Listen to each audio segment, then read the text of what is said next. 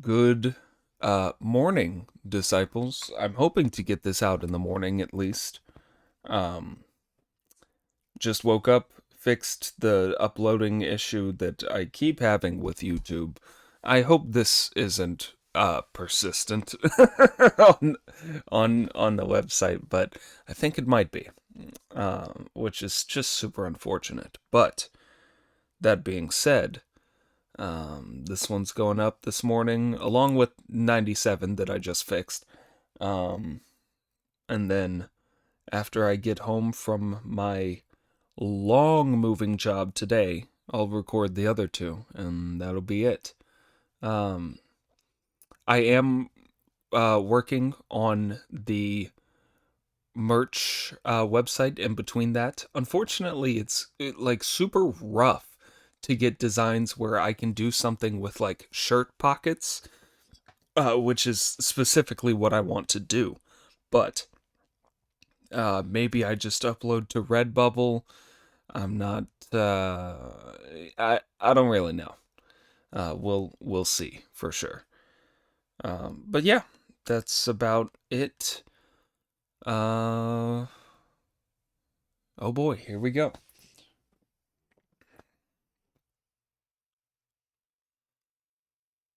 Chapter 98. When the ape and the horse are tamed, they cast off their husks. When all the deeds have been done, reality is seen.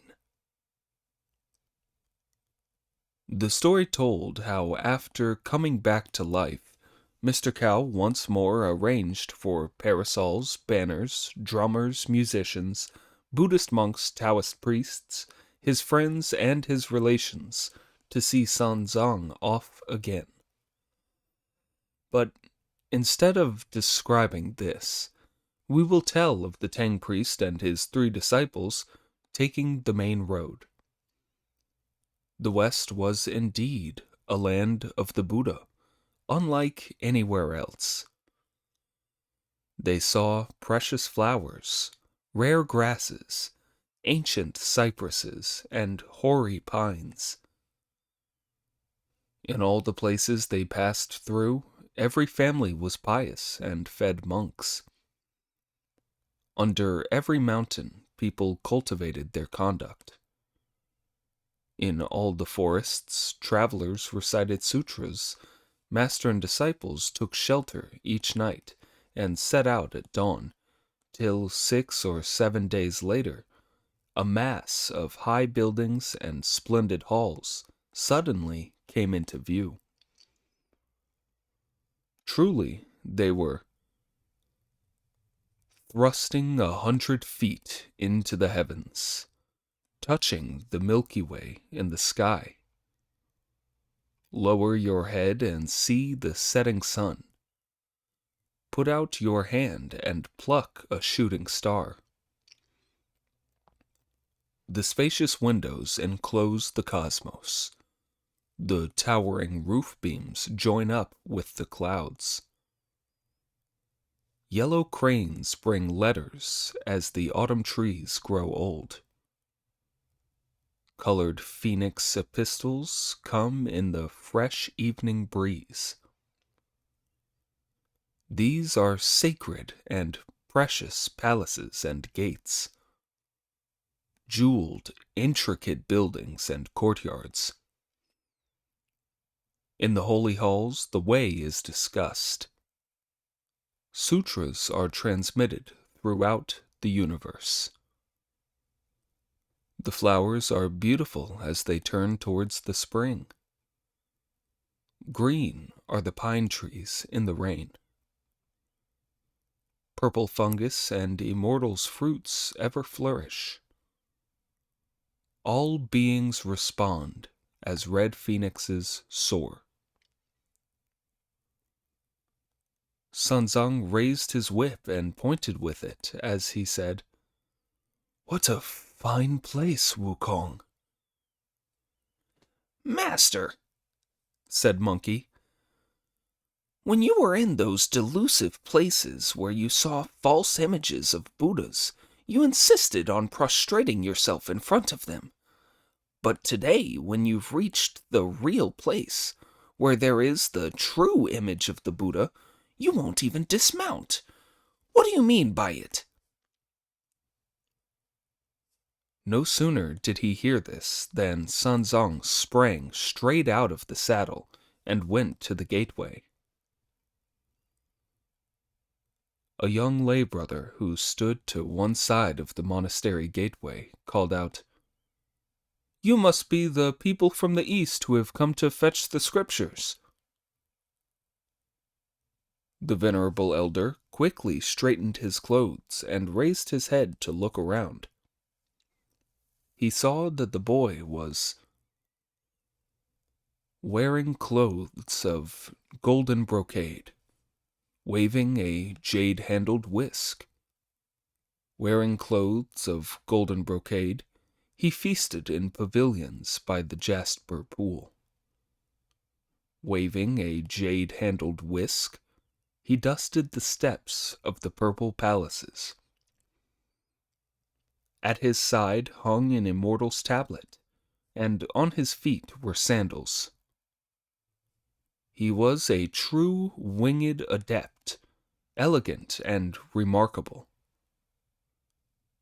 Having won immortality, he lived in a wonderful land, cultivating eternal life and escaping from worldly dust. The holy priest did not recognize the stranger on Vulture Peak, the gold-crested immortal of yesteryear. The great sage monkey did, however, recognize him. "Master," said Monkey, "this is the gold-crested immortal who lives at the Jade Truth Temple at the foot of Vulture Peak. He's here to greet us." Only then did Sanzong realize who he was and step forward to salute him. "You have finally arrived here this year," replied the great immortal with a smile. "I was fooled by the Bodhisattva Guanyin. 10 years ago she went to the east at the Buddha's command to find the pilgrim who would fetch the scriptures. She told me then he would be here within 2 or 3 years. I have been waiting for years on end with no news of you at all. I never thought that it would be this year before we met." Putting his hands together in front of his chest, Sanzong replied, "I am very grateful to you for your kindness, great immortal. Very grateful." Sanzong and his 3 disciples led the horse and carried the baggage with them into the Taoist temple, where they were introduced to all the great immortals there. Tea and a vegetarian meal were then ordered, and the Taoist boys were told to heat scented water for the holy monks to bathe in before climbing to the Buddha land. Indeed, when achievements are complete, it is right to bathe. The fundamental nature has been trained into innate truth. Many thousand troubles, and today, the 9 prohibitions and triple surrender lead to renewal. The monsters all done with, they climb to the Buddha land. With disasters ended, they could see the Sramana. Dirt and filth now washed away, they are wholly pure. Returning to the fundamental, their bodies are imperishable. By the time the master and disciples had bathed, the day was drawing to a close. They spent the night in the Jade Truth Temple. The next morning, the Tang priest changed into his brocade cassock, put on his Vairocana mitre, and grasped his monastic staff in his hand to climb the steps of the main hall and take his leave of the great immortal. "Yesterday you were in rags," the great immortal said with a smile, "but today you are dressed in splendor. I can see from your appearance that you are indeed a son of the Buddha." Sunzang then bowed in farewell. "Wait a moment," the great immortal said, "while I see you off." "There's no need for you to see us off," Monkey replied. "I know the way." "What you know," said the great immortal, "is the way by cloud. The holy monk has never gone by cloud. He must go the overland way." "You're right," replied Monkey. "Although I've been here several times, I've always come and gone by cloud. I've never come here on foot. If there's an overland route, I'll trouble you to see us along it. My master is very serious about worshiping the Buddha, so I'd be very grateful if you could hurry up about it."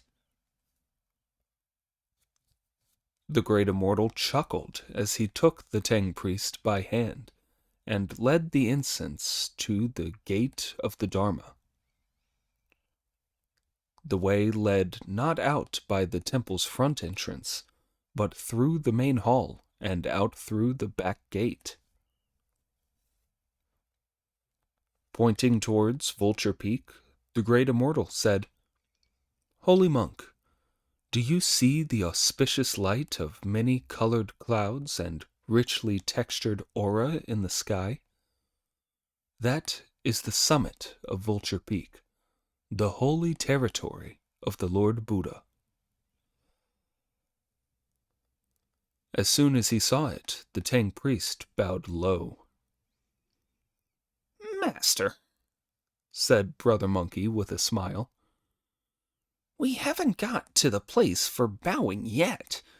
As the saying goes, the mountain may be in view, but your horse will collapse before you get there. We're still quite a long way from the palace, so why start bowing now? If you bow all the way from here to the top, however many times will you have to hit your head on the ground?"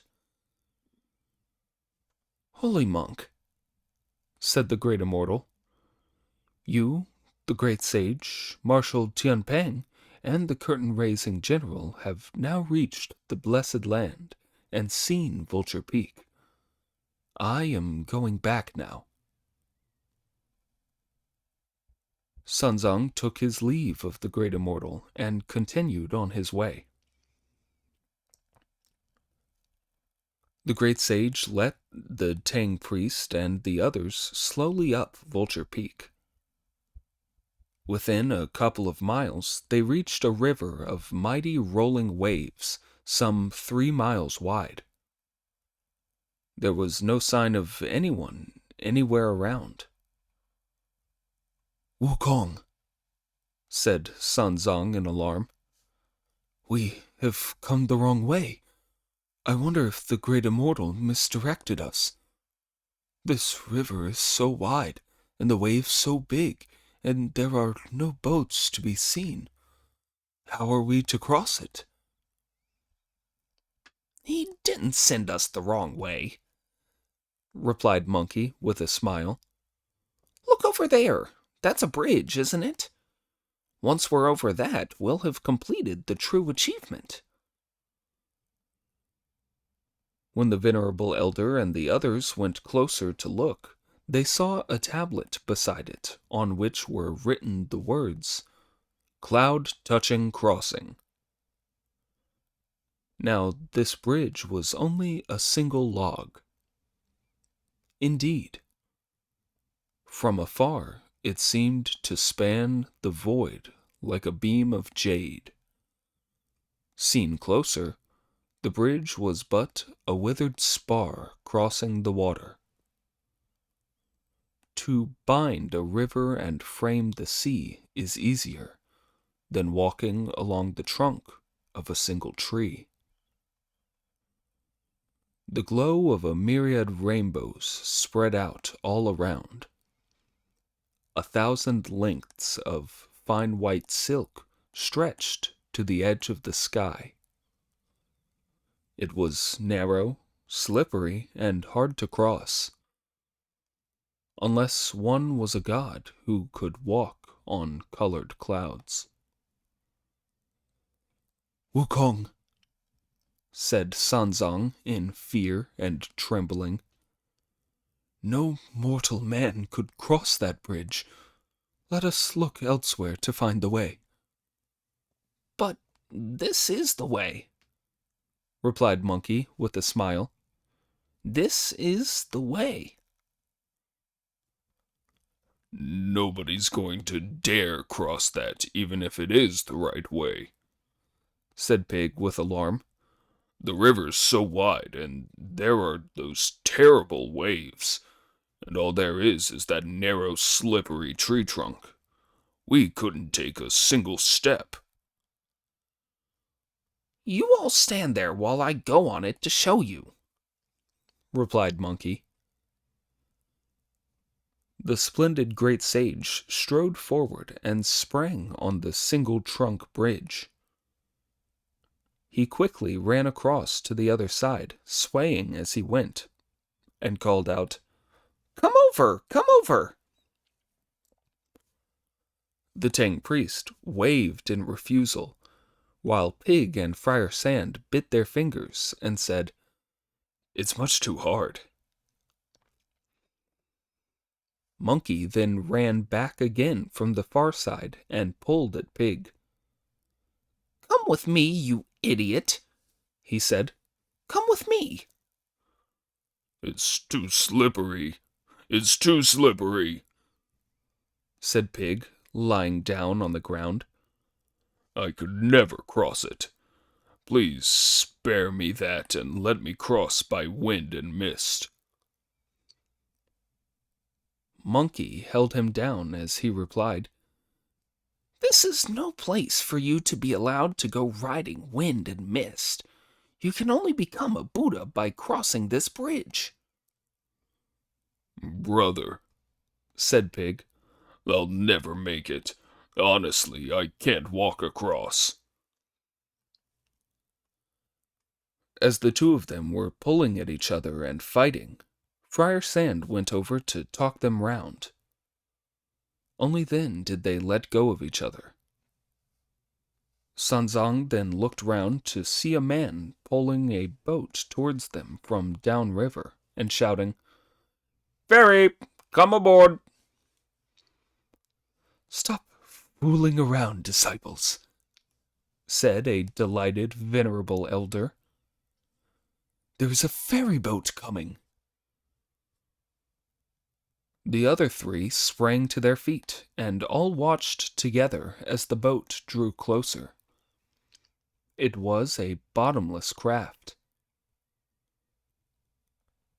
Monkey had already spotted with the golden pupils in his fiery eyes that this was the welcoming Lord Buddha, who is also known as Ratnadhavja, the royal Buddha of brightness.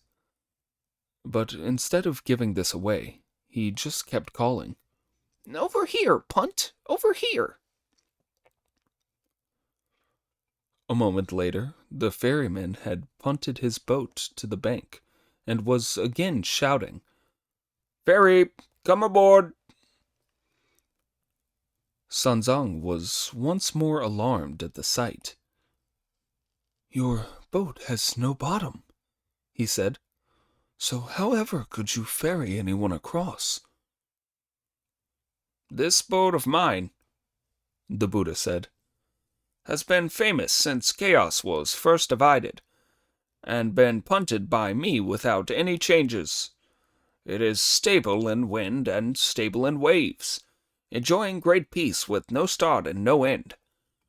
Untouched by the 6 types of dust, it returns to the one, carries on calmly through all kinds of calamity. Hard it is for a bottomless boat to cross the oceans, but since ancient times it has ferried all creatures. The great sage monkey put his hands together in front of his chest and thanked him with the words, I am grateful to you for your generosity in coming to welcome my master. Step aboard, master.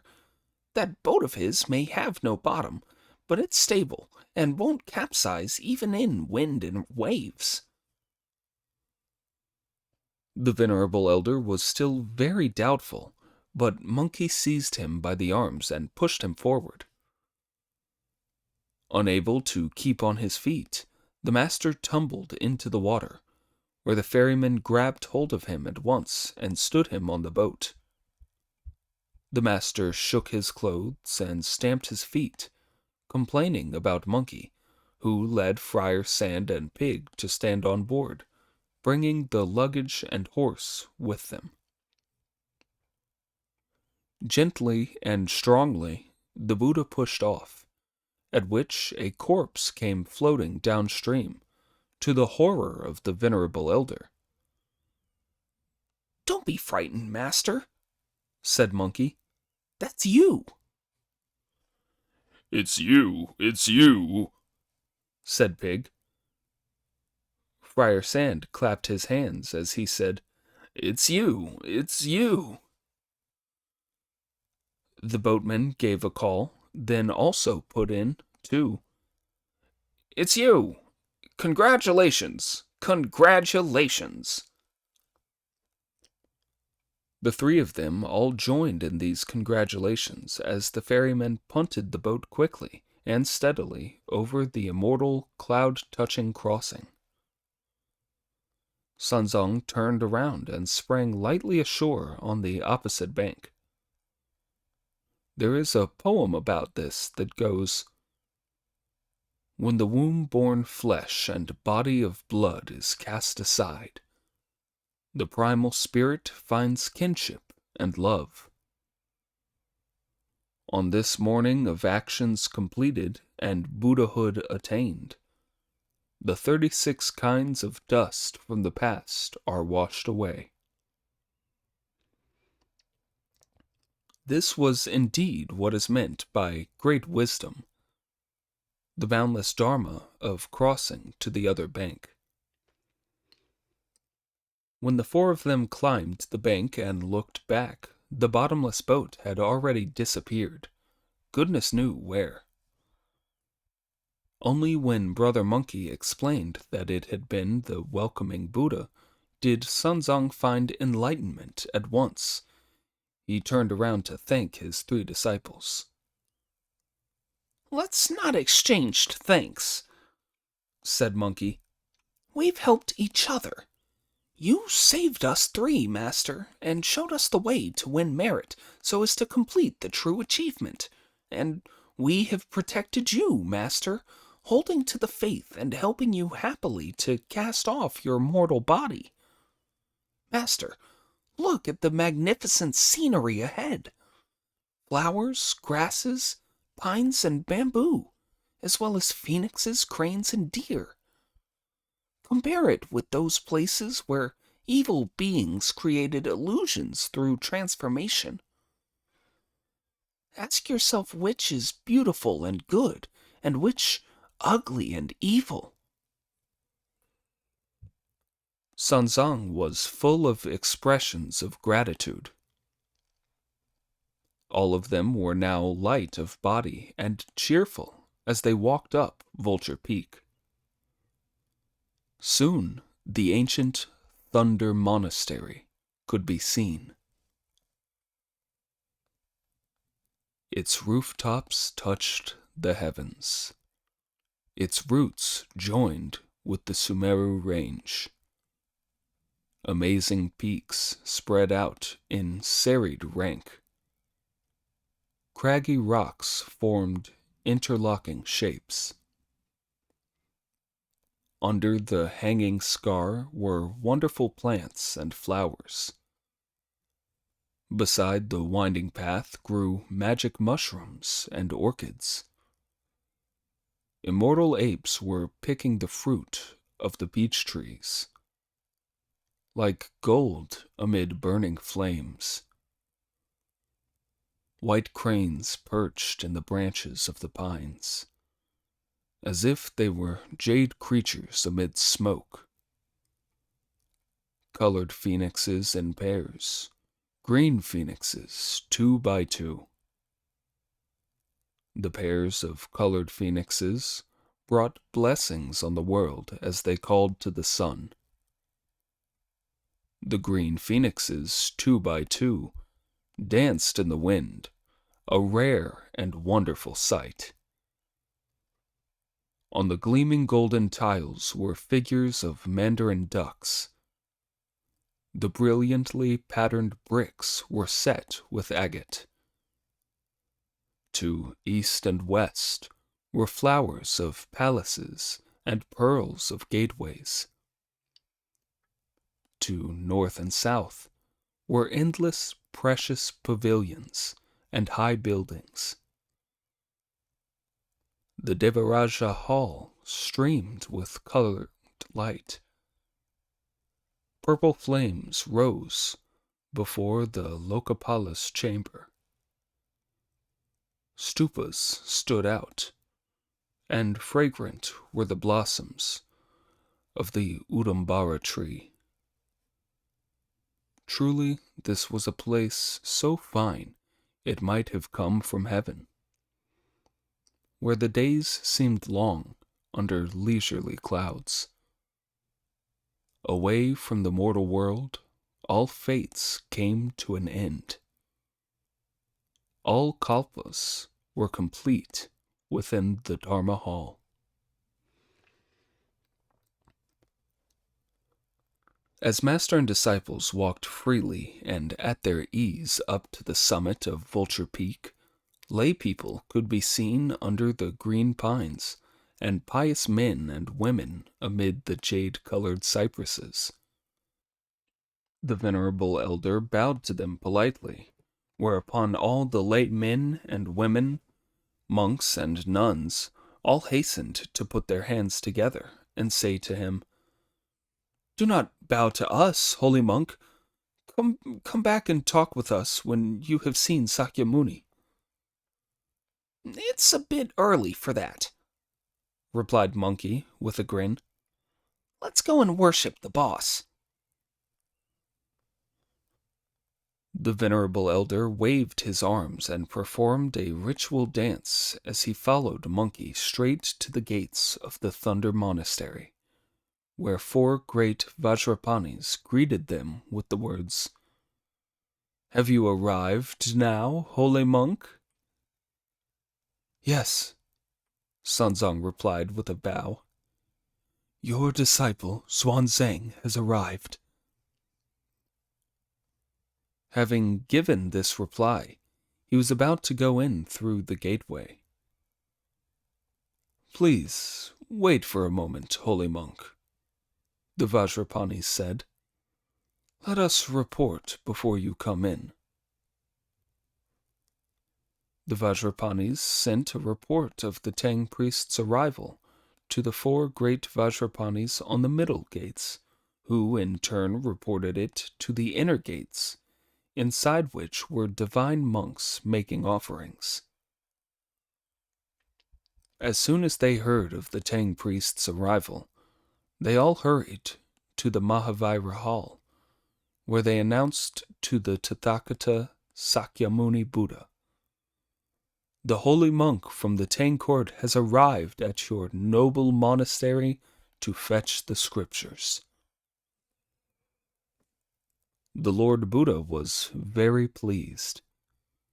He called together his 8 bodhisattvas, 4 Vajrapanis, 500 arhats, 3,000 protectors, 11 heavenly shiners, and 18 guardians, who drew themselves up in 2 lines and passed on the Buddha's command, summoning the Tang priest to enter.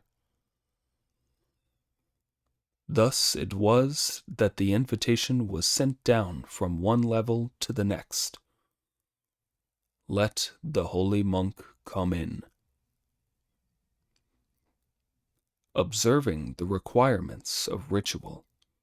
The Tang priest went in through the gate with Wukong and Wu Jing, who were leading the horse and carrying the luggage. Indeed, in the past he had struggled to fulfill his commission. After leaving the Emperor at the steps of the throne, at dawn he had climbed mountains in mist and in dew. At dusk he had slept on rocks amid the clouds. He had carried his stick across 3,000 rivers, and climbed up countless crags with his monastic staff.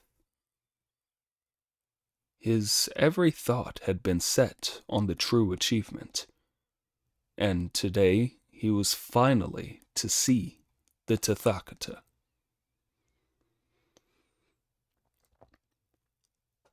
As the four of them arrived in front of the Mahavira Hall, they all prostrated themselves and kowtowed to the Tathagata, then to their left and right. After they had each completed 3 rounds of worship, they then knelt before the Buddha to present their passport. When the Tathagata had read it carefully, he handed it back to Sanzang, who bowed his head low and reported, "Your disciple Xuanzang has made the long journey to your precious monastery at the command of the great Tang Emperor to beg for the true scriptures that will save all living beings. I implore the Lord Buddha in his goodness to grant them at once, so that I may return to my country." The Tathagata then opened his compassionate mouth, and in the great mercy of his heart, said to Sanzang, "Your eastern land is in the southern continent of Jambu. As the sky is lofty there, the soil deep, its products many, and the people multitudinous, there is much covetousness, murder, debauchery, lying, deception, and dishonesty. They do not follow the Buddhist teaching, do not turn towards good destinies, and do not honor the sun, moon, and stars, or value the 5 grains. They are not loyal, filial, righteous, or kind. In the delusion of their hearts, they mislead themselves, cheating on weights and measures, taking life and killing animals, thus creating such boundless evil karma and such a superabundance of sin and evil that they bring the catastrophe of hell on themselves. That is why they must fall forever into the dark underworld to suffer the torments of being hammered, smashed, ground, and pounded, or are reborn as animals.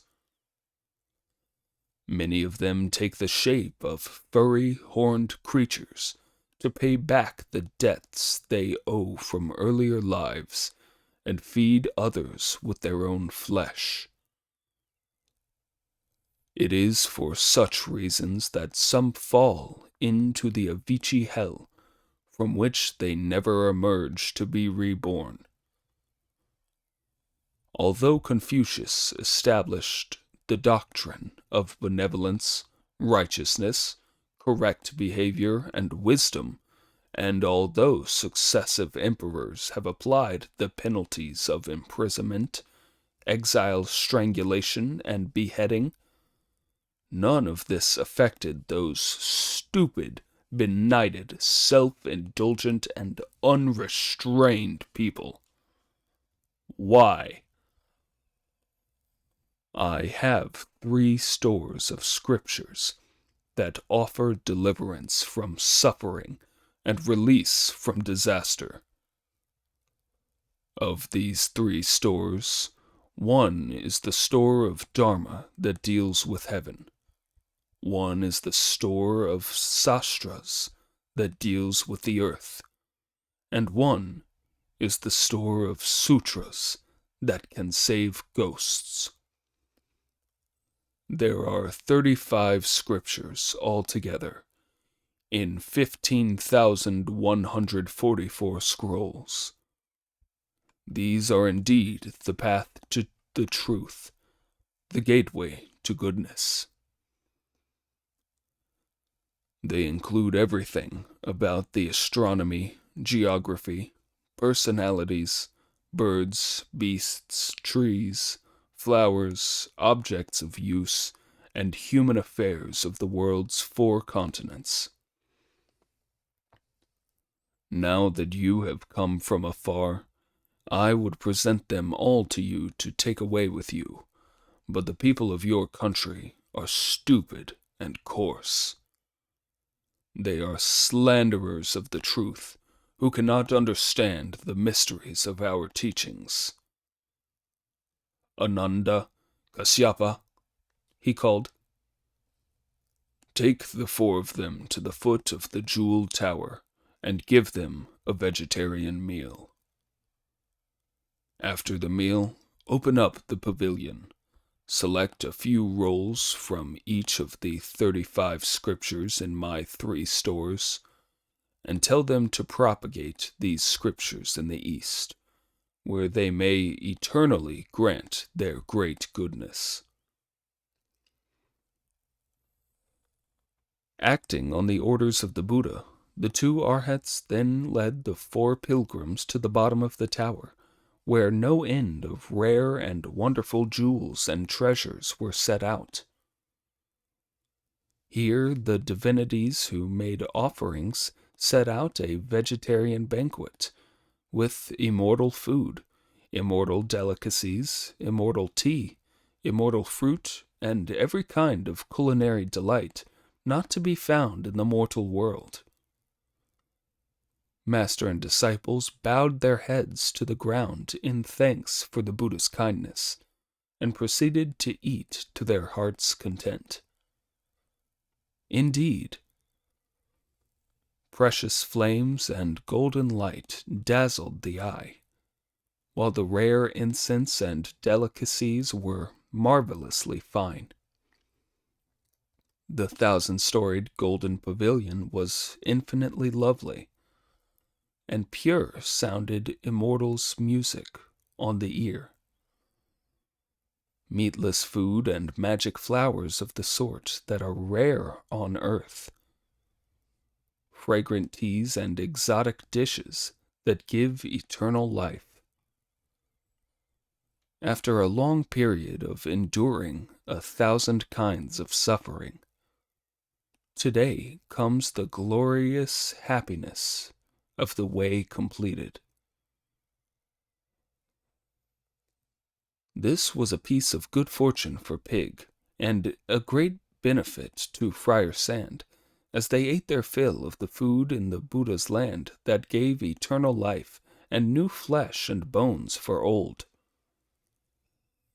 The 2 arhats kept the 4 of them company till the meal was over, after which they went to the treasure pavilion, where the doors were opened for them to go in and look. Over this all was a 1,000-fold aura of colored light and auspicious vapors, while brilliant mists and clouds of good omen wafted all around. All over the scripture shelves and on the outside of the cases were pasted red labels on which were neatly written the titles of the scriptures. They were the Nirvana Sutra, 748 rolls. Bodhisattva Sutra, 1,021 rolls. Akasagarbha Sutra, 400 rolls. Surangama Sutra, 110 rolls. collection of sutras on the meaning of grace, 50 rolls. Determination Sutra, 140 rolls. Ratnagarbha Sutra, 45 rolls. Avadamsaka Sutra, 500 rolls. Sutra on Worshipping Bhutathathata, 90 rolls. Mahaprajnaparamita Sutra, 916 rolls.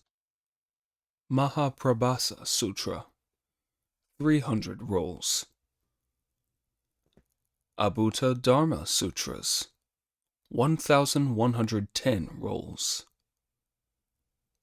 Vimalakirti Sutra, 170 rolls. The Three Sastras, 270 rolls. Diamond Sutra, 100 rolls. Sadharma Sastra, 120 rolls. Buddha Karita Kavya Sutra, 800 rolls. Pankanaga Sutra, 32 rolls. Bodhisattva Vinaya Sutra, 116 rolls. Mahasamnipata Sutra, 130 rolls. Makara Sutra, 350 rolls. Sadharma Pundarika Sutra, 100 rolls. Yoga Sutra, 100 rolls. Precious Eternity Sutra, 220 rolls. Sutra on the Western Heaven, 130 rolls. Samgika Sutra, 157 rolls. Samyukta Buddhadesa Sutra, 1950 rolls. Mahayana Sradapadasa Sutra, 1000 rolls. Great Wisdom Sutra, 1080 rolls. Ratna Prabhava Sutra, 1280 rolls. Original Pavilion Sutra, 850 rolls. Principal Vinaya Sutra, 200 rolls. Ananda and Kasyapa led the Tang priest to read the titles of all the scriptures. "You have come here from the east, holy monk," they said to him. "Have you brought us any presents? Hand them over right now. Then we can give you the scriptures." When Sanzang heard this, he said, "Your disciple Xuanzang has come a very long way, and I did not bring any with me." "That's very fine," the two arhats said with a laugh. "If we hand the scriptures over for nothing, they'll be passed down through the ages, and our successors will have to starve to death." Monkey could not stand hearing them talk tough like this and refusing to hand the scriptures over, so he shouted, "Let's go and report them to the Tathagata master. We'll get him to give me the scriptures himself." "Shut up," said Kasyapa. "Where do you think you are, acting like this? Come here and take the scriptures." Pig and Friar Sand, who were keeping their own tempers under control, calmed Monkey down. They turned back to accept the scriptures, which were packed one by one into the luggage. Some of it was put on the horse's back, and the rest tied up as 2 carrying pole loads that Pig and Friar Sand shouldered. They all then returned to the Buddha's throne, kowtowed, thanked the Tathagata, and went straight out. They bowed twice to every Buddha and every Bodhisattva they met. When they reached the main entrance, they bowed to the bhiksus, the bhiksunis, the laymen, and the laywomen, taking their leave of each one. Then they hurried back down the mountain. The story tells not of them, but of the ancient Buddha Dipamkara, who had been quietly listening in the library when the scriptures were handed over. He understood perfectly well that Ananda and Kasyapa had handed over wordless scriptures. Those stupid monks from the East didn't realize that those were wordless scriptures, he thought with a smile to himself. The holy monk's journey across all those mountains and rivers will be a complete waste. Who is in attendance here?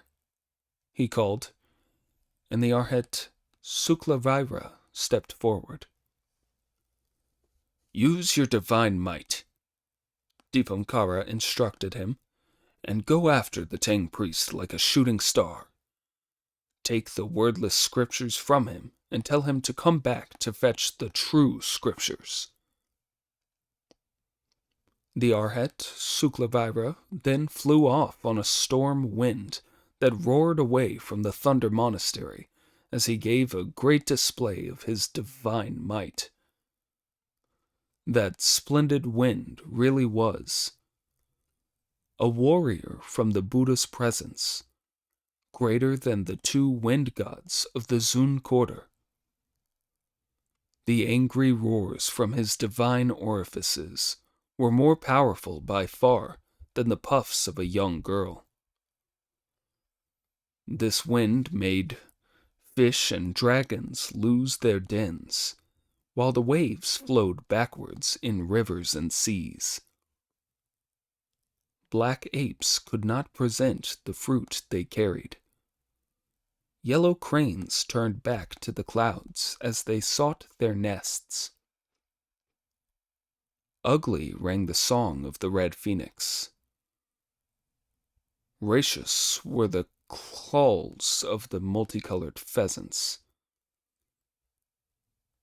The branches of hoary pines were broken as the flowers of the Udambara flew away. Every cane of green bamboo bowed low. All the blooms of golden lotus swayed. The sound of the bell was carried 1,000 miles, while the chanting of sutras flew lightly up the ravines. Ruined was the beauty of flowers under the crag. The tender shoots of plants were laid low by the path. The brilliant phoenixes could hardly spread their wings. White deer hid beneath the cliffs. The heavens were heavy with fragrance, as the clear wind blew right through the clouds. The Tang priest was walking along when he smelt the fragrant wind, but he paid no attention to it, taking it for an auspicious sign of the Lord Buddha. Then a noise could be heard as a hand reached down from mid-air to lift the scriptures lightly off the horse's back, which gave Sanzong such a shock that he beat his chest and howled aloud. Pig scrambled along in pursuit. Friar Sand guarded the carrying poles loaded with scriptures, and Brother Monkey flew after the Arhat. Seeing that Monkey had almost caught up with him, and frightened that the merciless cudgel would make no bones about wounding him badly, the Arhat tore the bundle of scriptures to shreds and flung it into the dust. When Monkey saw the bundle falling in pieces that were being scattered by the fragrant wind, he stopped chasing the Arhat and brought his cloud down to look after the scriptures. The Arhat Suklavira put the wind and the clouds away, then went back to report to Dipamkara. When Pig, who was also in pursuit, saw the scriptures falling, he helped Monkey to collect them up and carry them back to the Tang priest. "Disciples!" the Tang priest exclaimed, tears pouring from his eyes. "Even in this world of bliss, evil demons cheat people." After gathering up the scattered scriptures in his arms, Friar Sand opened one of them up and saw that it was as white as snow. Not a word was written on it. Quickly, he handed it to Sanzang with the remark, "There's nothing in this scroll, master." Monkey opened out another scroll to find that it had nothing written on it either. Pig opened another, and it too had nothing in it. "Open them all for us to examine," said Sanzang. Every scroll was blank paper. "We Easterners really do have no luck," he said, sighing and groaning.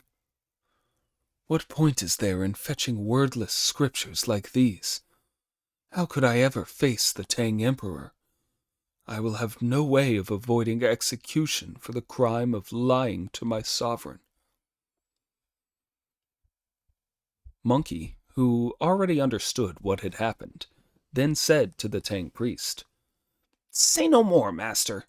Ananda and Kasyapa gave us these scrolls of blank paper because we hadn't gotten any presents to give them when they asked for them. Let's go back, report them to the Tathagata, and get them accused of extortion." "That's right," shouted Pig. "That's right. Let's report them." The four of them then hurried up the mountain again, and after a few steps, they were rushing back to the Thunder Monastery. Before long, they were once more outside the gates of the monastery, where everyone raised their clasped hands in greeting. "Have you holy monks come to exchange your scriptures?" they asked with smiles. Sanzang nodded and expressed his thanks. The Vajrapanis did not block them, but let them go straight into the Mahavira hall. "Tathagata!" yelled Monkey. "Our master and the rest of us have had to put up with endless monsters, demons, troubles, and hardships to get here from the east to worship you. You gave the orders for the scriptures to be handed over, but Ananda and Kasyapa didn't do so because they were trying to extort things from us. They conspired and deliberately let us take away blank paper versions without a single word written on them. But what's the point in taking those? I beg you to have them punished, Tathagata." "Stop yelling," replied the Lord Buddha with a smile. "I already know that they asked you for presents, but the scriptures cannot be casually passed on, nor can they be taken away for nothing. In the past, bhiksus and holy monks went down the mountain and recited these scriptures to the family of the elder Zhao in the land of Sravasti. This ensured peace and safety for the living and deliverance for the dead members of the family.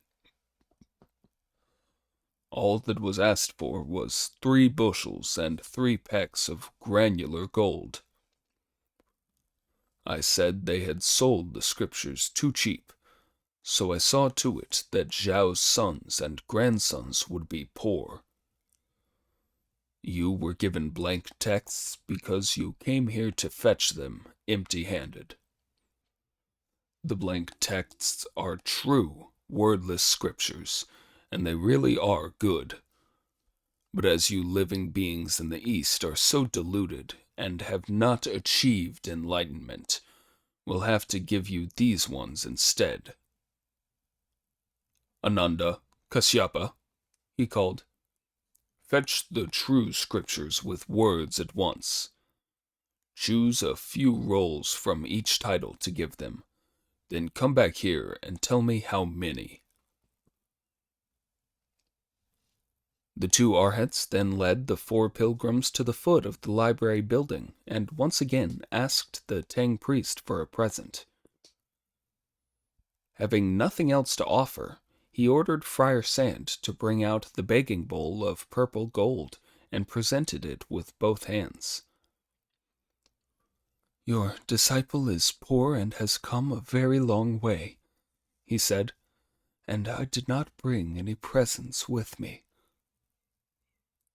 This bowl was given to me by the Tang Emperor with his own hands to beg for food with on my journey. I now offer it to you as a token of my heartfelt feelings. I beg you, Arhats, not to despise it, but to keep it. When I return to my court, I shall report this to the Tang Emperor, who will certainly reward you richly. I only ask you to give me the true scriptures that have words to save me from failing in my imperial mission and making this long, hard journey for nothing." Ananda accepted the bowl with no more than a hint of a smile. The warriors guarding the precious library building, the kitchen staff responsible for the spices, and the Arhats in charge of the library rubbed each other's faces, patted each other's backs, flicked each other with their fingers, and pulled faces. "Disgraceful," they all said with grins. "Disgraceful, demanding presents from the pilgrims who've come to fetch the scriptures." A moment later, Ananda was frowning with embarrassment, but still holding the bowl and not letting go. Only then did Kasyapa go into the library to check the scriptures through one by one and give them to Sanzang. "Disciples," called Sanzang, "take a good look at them, not like last time." The 3 of them took the rolls and examined them one by one. All had words.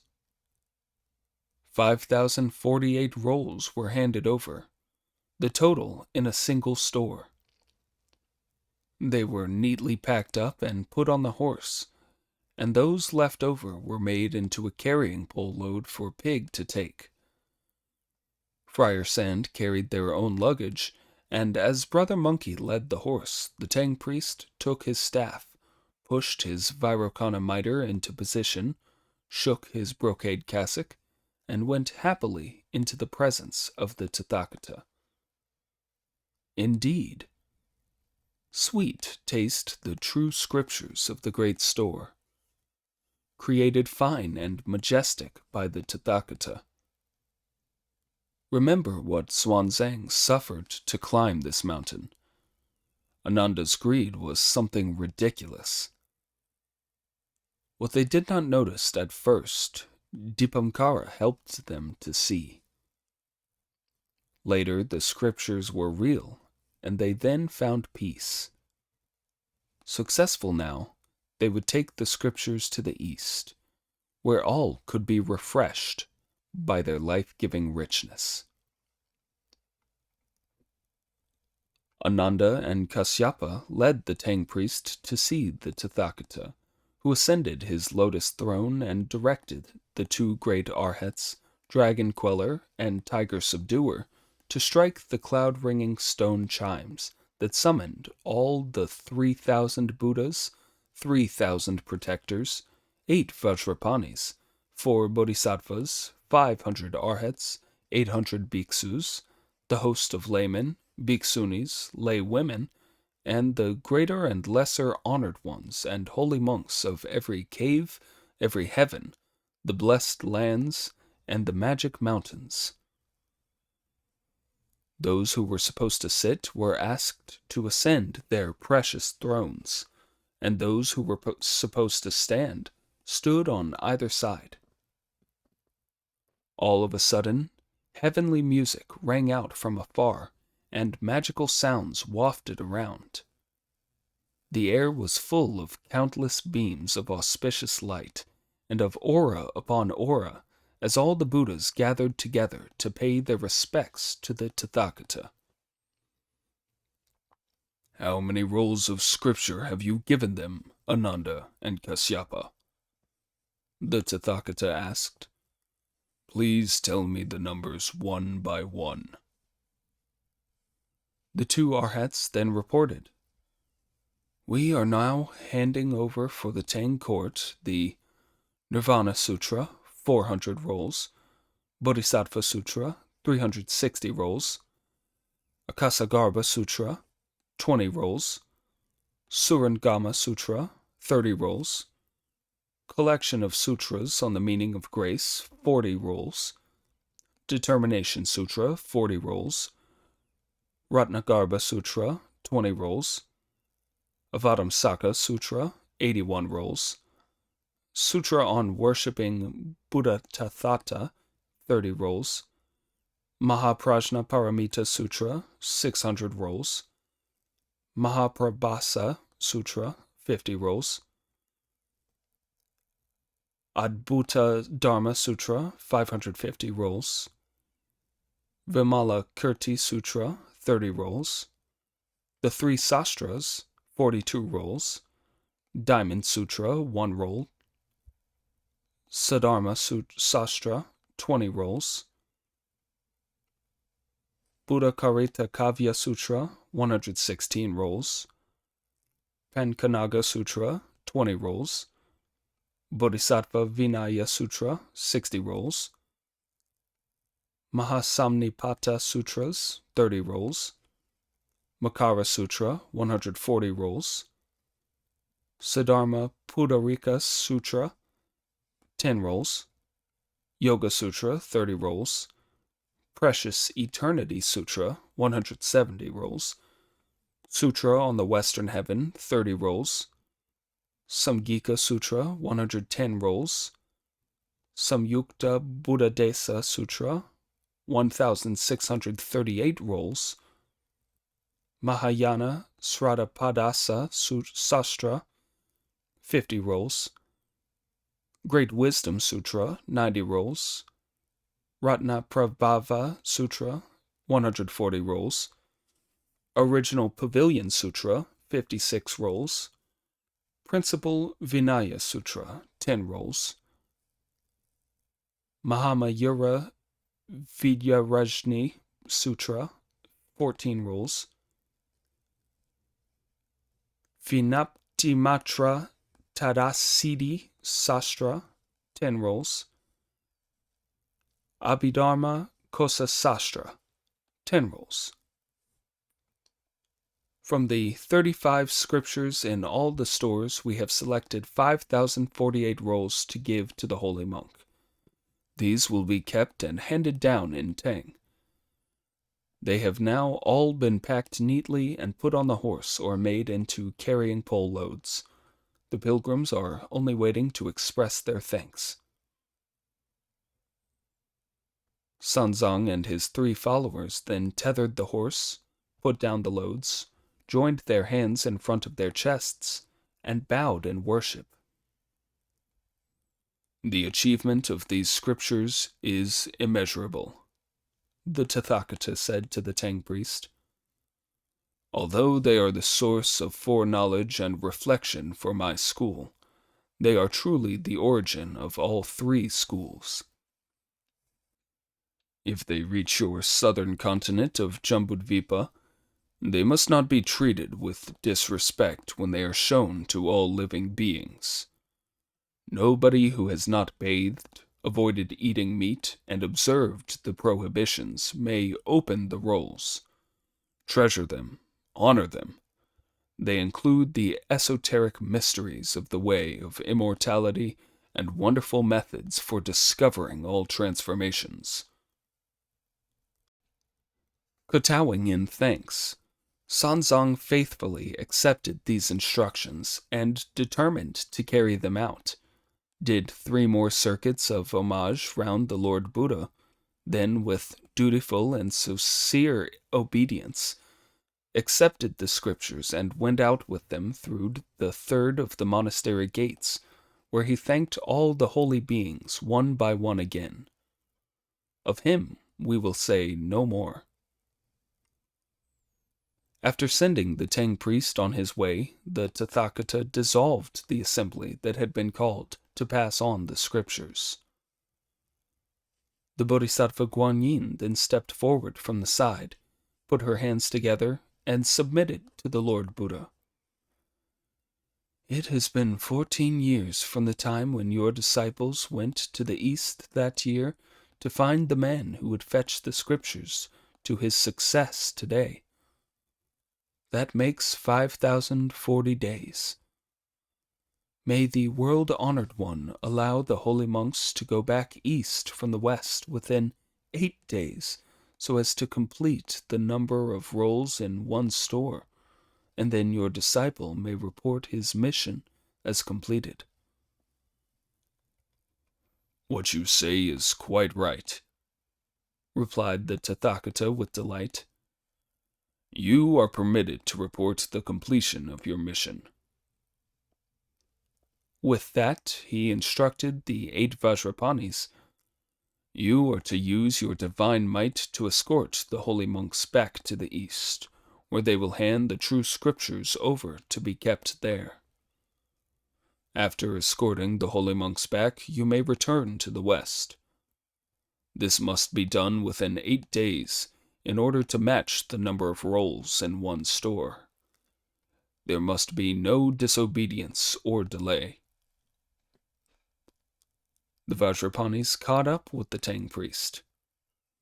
"Come with us, scripture fetchers," they called, and the Tang priest and the others became light and strong as they floated up on clouds after the Vajrapanis. Indeed, nature revealed and mind made clear, they visited the Buddha. Actions complete and all achieved, they flew aloft. If you do not know how they passed on the scriptures after returning to the East, listen to the explanation in the next installment.